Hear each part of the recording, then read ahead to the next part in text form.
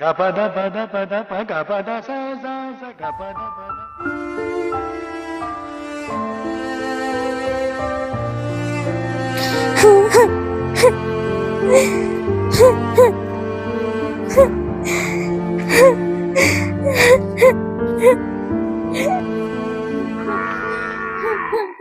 তুমি কাঁদছো কেন?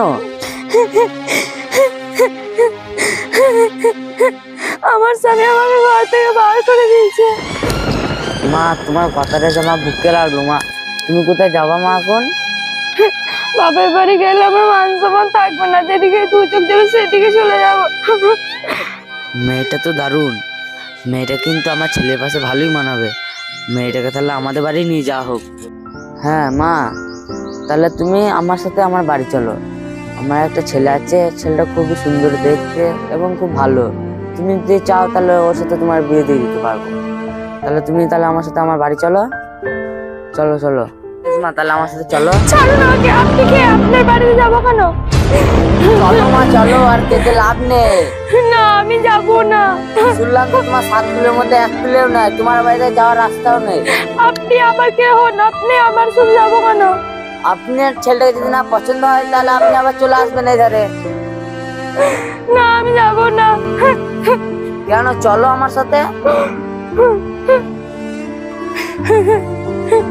ভগবান, তুমি আমাকে কি কঠিন পরীক্ষায় ফেললে। এবার আমি কি করি? যা হওয়ার হবে, যাই। তাহলে কি মনে করলে, যাবে আমার সাথে? হ্যাঁ চলুন। বেশ ঠিক আছে, চলো।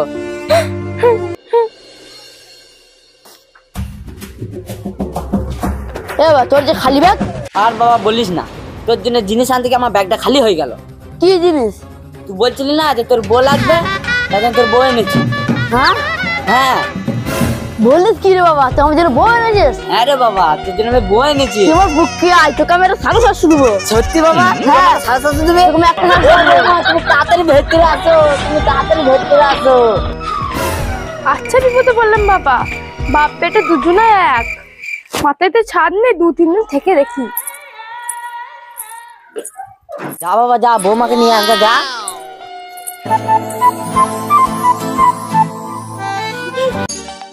পড়ে না চোখের পলক।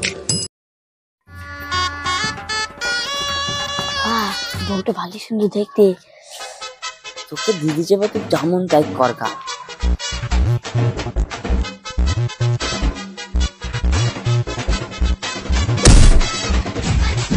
আর বাবা ওটা তোর ভালোবাসা রে, ওটা ভালোবাসায় ঠেলা মেরেছে, বুঝছিস না কেন? তুই বললি না 750 খাবো, চলো বাবা।